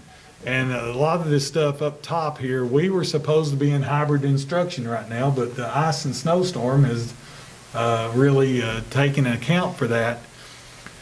So tomorrow or Thursday on the 25th is our staff vaccination day. This is the second vaccine. I think you got your information today, Ms. Sheila, in terms of the time on that. That's Thursday afternoon. It's being conducted by our health department. It's at Estill County High School. And based on KDE guidance, 7 days after the staff receives that vaccine, those that volunteered for it, all of the executive order today that was issued that I sent to you by email this afternoon, it's fresh off the presses. That executive order says that no employee at that point in time has any leave considerations if they did not take the vaccine. up until this time, we've had to try to deal with emergency days and emergency leave days and all that. Everybody had the opportunity. And I'll say this, the governor put his neck out there on the line when he put teachers at the front of the line. He's taken a lot of grief over that. But he felt like that was necessary for us to get kids back in school. And so with that being said, it also, those people that have decided not to take the vaccine, then they have to realize now that if they get sick, they have to use sick days. There are no more emergency leave days. If they have to quarantine, they have to use their days in order to do that. So 7 days after that, and that's what the executive order said today, you're to resume some type of in-person instruction. There's some school districts that still not went the first day. There's 5 or 6 in the state that's never went the first day. Most school districts have been like us. They've been on hybrid instruction. The metric goes away. The metric that was green, yellow, orange, and red, that metric is now gone. It's no longer considered for any school closings. So the ideal is that you get kids back in school as soon as you can. So starting on March 8th, we're going to start transitioning kids back to 4 days of instruction. And we will still have classes on Wednesday as well, but it will not be for everybody. But you can see on March 8th, Estill Springs is going to go back 4 days a week. We'll have all kids there on Monday and Tuesday. They'll have Wednesday to sort of take a break and say, okay, what changes do we need to make? And of course, they'll have those kids back on Thursday and Friday. Thursday of that same week, West Irving goes back 4 days a week. So they'll have both groups, A and B, will be there at the same time. So they're going to be able to make changes on the run after 2 days. They'll be able to make some changes. Yes, Shelley? On the Wednesday, will they have remote learning? There is remote learning and targeted instruction for those kids that need extra help, is what we're going to be using that for. So it won't be all of A and B, but there'll be a big percentage of kids there. I would still think that the number of kids that's in the building on Wednesdays will be comparable to what Group A or Group B was. And Tanya, you've been working with those principals. They feel like there's a lot of kids that's got to be targeted on Wednesday, correct? Yes, sure. So it won't be 100% attendance by A and B students, but it's going to be a majority of them. There'll be a lot of them that will be there. The following Monday on the 15th, the middle school goes back 4 days a week. And we had a principals meeting this morning for about an hour and a half discussing this. And the middle school goes back on the 15th, and they'll have that whole week. They'll go Monday, Tuesday. They'll have Wednesday to sort of make some changes on the fly, and then Thursday and Friday of that week. And then we'll bring the high school back on the 22nd. The high school is the one that everybody across the state's worried about. Because if you take Estill Springs, we know that we got kindergarten on this wing. We've got first grade on this wing, second grade on this wing. It's easy to isolate and keep those kids separated. Same thing at West Irving, 3rd, 4th, and 5th grade, all on separate wings. Same thing at the middle school, 6th, 7th, and 8th grade, all on separate wings. So it's easy to sort of keep them in pods. High school's a different animal because there is no keeping them in pods. Because you may have an ag class first period that's got freshmen and sophomores and maybe 2 juniors in it. And then they go to a sophomore English class, it's all 10th graders, but then their third period may not be that way. But now what the high school has done, they've done a lot of work. There's one-way hallways, there's one-way stairways. There's some stairwells you can only go up, other stairwells you can only go down. They've done a lot of work in coming up with a plan. Guys, these plans have been in place since last July. We had these plans ready to go back to school last August. We've just been waiting for the word to go back. Now, actually, we had this ready 2 weeks ago. We were going back regardless of the order today relieving this stuff because we got to get kids back in school. But we also knew this was coming. I didn't realize it was coming today. We didn't find out today at 4 o'clock when the commissioner emailed us and said the governor's getting ready to hold a press conference. He beat us to the punch. This was on the agenda last Thursday. So we were already in the process of doing this. So the high school go back on the 22nd, 4 days a week. Look at the notes down there, Jeremy, if you'll pull on up. It says down there at the bottom, Wednesdays will continue to be remote learning. So teachers will be working with remote learning. Buses are going to provide transportation. We said starting the 3rd on this document, we're actually going to back that off. Next week, we'll still deliver meals on Wednesday, but then on the 10th, they'll start transporting targeted students. So we'll be back to transporting kids 5 days a week. Students and families that opted for remote instruction will continue to be provided assistance. Any closure will no longer be made on a district-wide basis. It's going to be made student by student, classroom by classroom, wing by wing, school by school. If we have a 3rd grade student that tests positive for COVID, that doesn't mean that everybody at West Irvin quarantines for 2 weeks. Only the student in close contacts would quarantine. The rest of the people in that 3rd grade classroom would continue to come. If the teacher's one of the people that needs to quarantine, then there'll be a sub in the classroom and those kids would still come. If there's more than 1 or 2 kids in that classroom, if there's more than 1 kid, we would quarantine the entire classroom. But that means that 4th and 5th graders are still coming to school.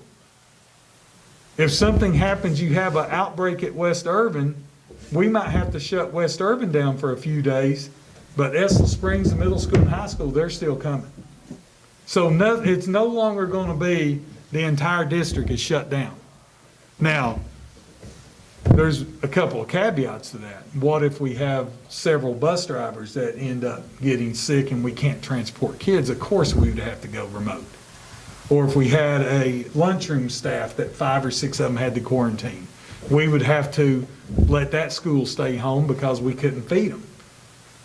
You know, so there'll be some different caveats, but again, there won't be a system-wide shutdown any longer.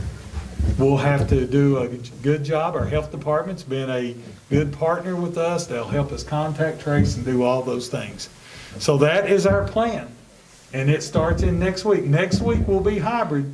Group A on Monday, Tuesday, Group B on Thursday, Friday, but the following week we start implementing, and by spring break, we'll be back in school pretty much full time except for Wednesdays. You know, we're not having spring break though, are we? There's a 2-day spring break in the calendar on Thursday and Friday. So not to take a lot more of your time and for more explanation, but I know we've discussed a lot of these kids that have never set foot in the school, not one time, never made contact with a teacher, which that's not our fault. I mean, that's just parenting. I mean, but what will we do? Because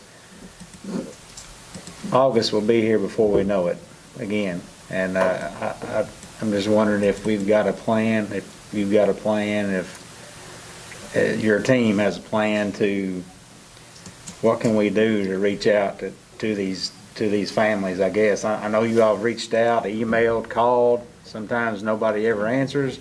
Nobody ever calls back. You don't get a response. I know some things were just beyond our control and we can't control that, but Kids would remediate. Would they remediate with that? Yeah, we, to address the entire question, remediation, of course, is part of that. The Wednesdays in the summer school is all part of that. We had a meeting this morning. Our principals were told, and our entire leadership team was told, making a phone call is no longer acceptable. If you've called the house 10 times and nobody's never answered, or you've called the house and you've talked to somebody 10 times and you've still not seen any work, that's no longer acceptable. So the next 3 days, including today, it started today, they've been instructed it is your responsibility to do home visits.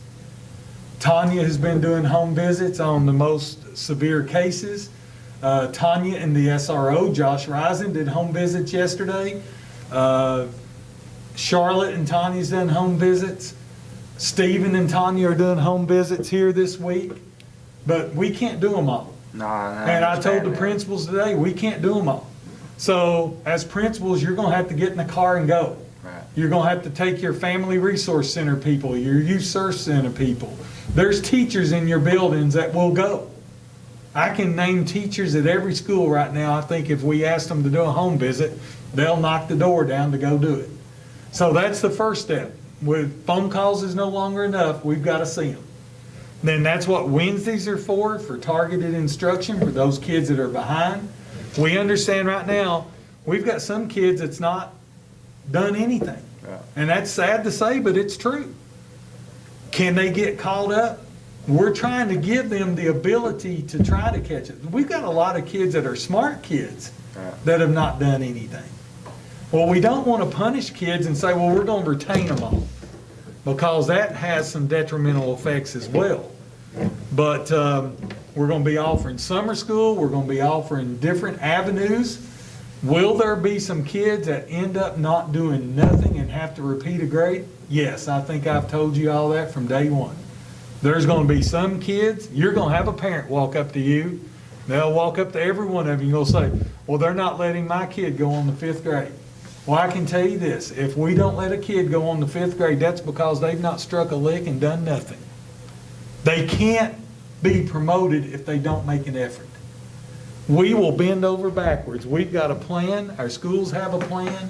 We've got a plan to make it possible for every kid to move forward. You know, we're going to ask you all to waive board policy. That was one of the things that you just did. You waived board policy on the graduation requirement, because actually we require 25 credits for graduation. State only requires 22. We'll have some seniors that will need to do that. 98% of your seniors will have 25 credits. But do we really want to hold back a senior that wants to go to the military that has the 22 required credits in the correct subject areas? Do we want to keep that child from graduating and not going to the military? Probably not. We're not just going to waive it for everybody, but in those situations where we can, we need to promote kids and move them on. If they will work with us, we'll work with them. Case by case situation. Case by case, but I will tell you, anybody comes up to you all and say, they didn't let my kid go on, or they retained my kid in kindergarten, well, the reason why we retained them is because they didn't do anything. And I don't know, I'm just not one of these people. I'm not for a free giveaway program. I think you have to work and you have to earn it. You shouldn't just get a go just because you were enrolled for a year. If you don't do anything, if you go to your job and you don't work every day, guess what's going to happen? Yep. You're going to be at the house not working. If Carrie doesn't deliver mail for 9 months, she ain't going to make it 9 months. She ain't going to make it 9 days. They're going to can her. So that's just the way it is. Donna would lose her business if she's not working. Right. Everybody's in the same boat. So there has to be an award. But yes, there is a plan. I'm telling you, if any kid gets retained, it's because they walked over top of us. They walked through hell and high water not to do it. That's the honest to goodness truth. If I need to do home visits, I'll do home visits. It doesn't matter. Everybody today, that was the agreement coming out of that meeting, was it not? If you need us to go, you tell us, but we can't do them all. No. Well, that's the thing. I mean, the old saying goes, you can lead a horse to water, you know. I mean, we got some of this is not, I mean, majority of this is not on this district. It's just, and it appalls me. It's everywhere. It is. It's everywhere. And I know you talk to your constituents and fellow superintendents. I'm sure that this is going on everywhere just due to the pandemic. And kids just choose not, what blows my mind is that parents allow it. That's what blows my mind. But I'm being shocked over a lot of other things too. So, but I just, you know, we want every kid to survive, not do more than survive, but to advance. And it's just troubling that these parents, some parents allow it. You know, Yeah. it's just Well, there's a lot of issues going on out There here is. right now. We've got employers right here in Estill County right now that we're breaking child labor laws because we have kids working during the school day. You technically can't have kids working from 8 to 3 o'clock. That is the school day. It doesn't matter if they're remote. They're supposed to be attending classes while they're on remote instruction. But I know that they're in a rock and a hard place because they can't get somebody to work. But now we're going to have to, going in the next school year, we've got to make some tough decisions. We've got situations where people are wanting to participate in extracurricular activities, but they're not coming to in-person classes because they're afraid of COVID. Well, how can you be afraid of COVID, but you're going to play football on Friday night with 40 other kids and them sweating all over you and you're tackling them and everything else, but you're afraid of COVID, you can't come to school during the day. I personally believe if you're not in in-person instruction, you don't play. You don't play in the band if you don't come to school every day. You don't play football if you don't come to school every day. You can't one minute say you're scared of COVID, but the next minute you're participating in some big, large group activity. We've got to get kids back in school. We've got to get out of this pandemic mindset and get back to the business of teaching kids. That's what our teachers want to do. That's what our principals want to do. It should be what every parent in this school district wants to have happen. And that's what we're going to do. That's why I have a big problem, and I'll tell you, we've got a huge situation right now with a law that's been introduced. It's going to allow seniors to repeat their senior year, and it's an athletic thing. They can holler it's academics if they want to. It's about giving them an opportunity to have another year to play sports. And the bottom line is they're saying, okay, we're going to give them another year, but they can audit. Now, can you imagine what that's going to be like if we're going to give a kid this year credit for English 12, but they can come back next year and they can audit an English 12 class? They're not going to come to school. As soon as football season's over, they're going to quit and say, I don't need to come. I've already played. I don't need to come. I got my credits. It's going to be a disaster. And I don't know, as a board, you'll have to make that decision in June. If that law passes and we have any kids that opt to do that, you're going to have to make that decision to let one or all of them repeat. We already have kids talking about it. We got kids talking about it, but it's your decision. That law only says that as a board you can do it. It doesn't say you have to do it. And I can tell you right now, I'm against it. As it is written right now, if they don't change it, I'm against it. Because I don't want to see kids here just auditing classes. If they want to audit classes, let this year be the audit year. But next year they need to be taking English 12 for credit. If it's a sophomore, they audit this year, but they need to be in English 10 next year for credit. We don't need to grant them credit and they've already got credit and they've got 25 credits and we're letting them come back just to play sports. That is not the intent of what school is about. Now, I'm all for helping kids that need to be helped, but I just know that we can't allow this. Again, we've got to get out of a pandemic mindset. That doesn't mean it's over. Are we going to have to wear a mask next year? You bet your sweet bottom dollar we're going to have to wear a mask. We're going to have to look at social distance, and we're going to do all those things. But that doesn't mean that we can't get back to some sense of normal. And we've got to look at that. I do have a couple of kids that are working because their mom and dad lost their job. And That's their only source of income is the kid working. And that is what we're dealing with. That's the pandemic. That's what we're dealing with. So, I mean, I'm not saying that everybody is intentionally doing anything, but we've got to get back. We're robbing, and I don't mean that we didn't do it. The pandemic has robbed teenagers and children of a school experience that they shouldn't be having to deal with the things they're dealing with. We have a lot of kids that are suffering. Yeah, and we're compounding it. That's why we got to get back to 4-day-a-week instruction. So that's the plan. That's how we're moving forward. And after the governor's executive order today, we're in lockstep with the governor. So we're not going to be violating anything. The one thing in that thing that it did in his executive order, it did say prioritize in-person instruction over extracurricular activities. But we've got to figure out a way we can have a graduation. It may not be full-fledged. We may not be able to put 2,000 people on that field, but we are to be able to have kids that's going to be able to have representatives of their families there. We got to figure out, is there a way that we can do prom, that we can give some of these things back to these kids? but we've got to work with the health department, do those things. But we got to figure out how to, any prom will be better than no prom. But now, thinking that we're going to be able to have that big promenade and parents out there all over top of each other and taking pictures and doing all that stuff in the past, you're still under those orders in terms of gatherings and those types of things. But we can have a prom, it may not look exactly the same, but we can do something that will, give the kids the opportunity. Things may look a little different, but we're gonna figure it out. Yes, ma'am. Do we know anything about state testing? As of right now, there'll be state testing. That's what I was reading. Last 2 weeks, last 14 days, just like it has been. Shorter test. Okay.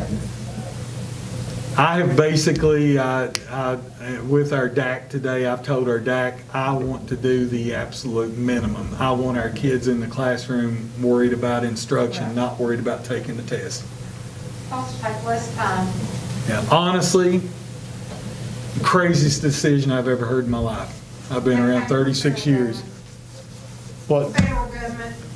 And it's absolutely crazy. And honestly, I'm really surprised with President Biden and the new Secretary of Education. I just cannot believe that they're going to require a test, especially when kids haven't been in school. But we'll play by the rules. We'll have to. Jeremy, I don't know, we'll wait to public, but guys, that's my report. If you got any questions about us going back, we'll be fine. I don't know. We're ready to, I guess, move on to public.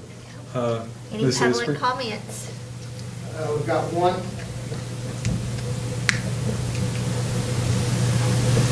And I'm going to have to read this because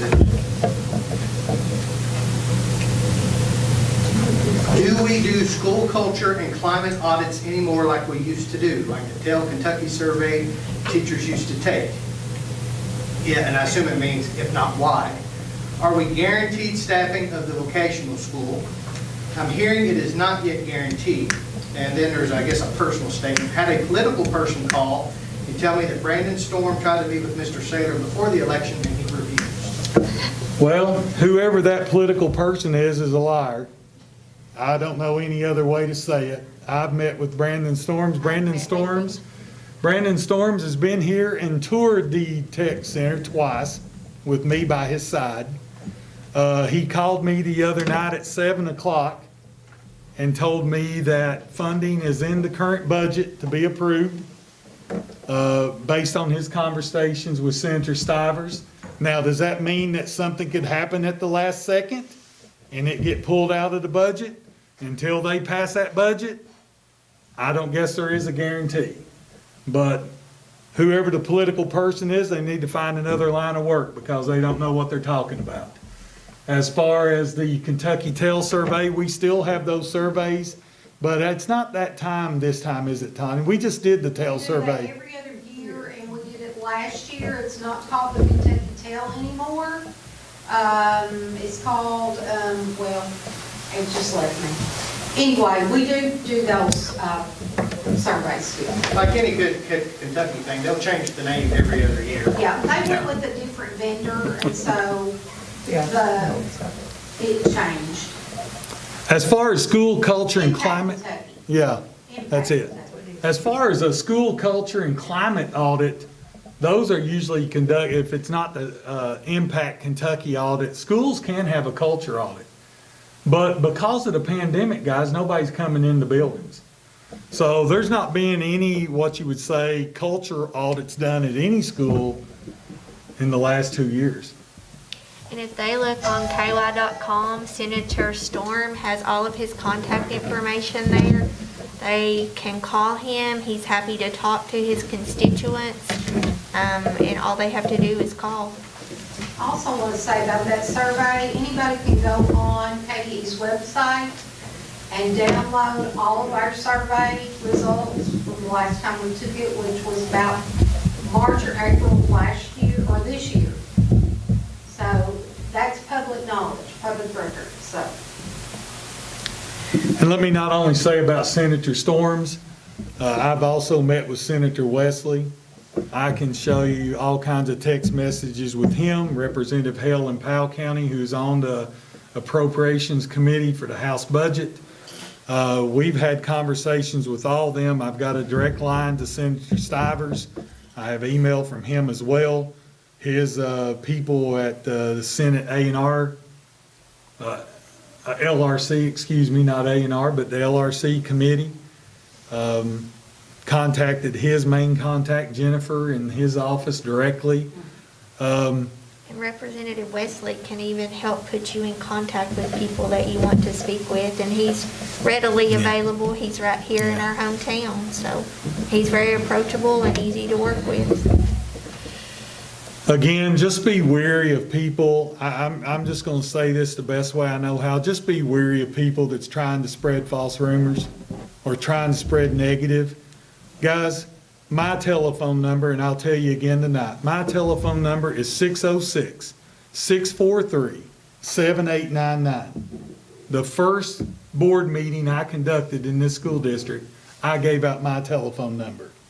And I told anybody that needs to call me and ask a question, you may not like the answer that I give you, but the one thing that I will do is I will tell you the truth. So when people start coming to you and spreading negative comments, you need to just pick up the phone and call me. The only thing I ask, and you know that in this whole time for 6 years, I've never had anybody do a prank call or anything. Everybody's always been respectful. Call me during the school day. Call me up until 7 o'clock in the evening. I am available. I'm hired by the citizens of Estill County, hired by the Board of Education. That's my job.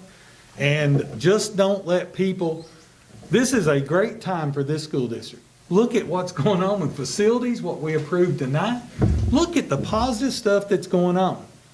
And if you want to be a Debbie Downer and you want to roll around in that stuff and that's what you want to do, then you go ahead and do it. But I tell you what, this team, this board, we're going to move forward. We're going to do what's best for kids in Estill County. Get on board and be a part of a positive experience. It's so much easier to be positive and get on board and do the things we need to do than it is to be negative. And I challenge anybody, pick up the phone, call me. If you have a question, you will get the truth, 100% what the truth is. Thank you. And I appreciate the answer. I'm glad to know that. But I know that we've got people out here like that, but Okay. God bless them. Pray for them. So, do we Motion to have any adjourn. other public comments? No. Okay, and so at this time, I'd like a motion to adjourn.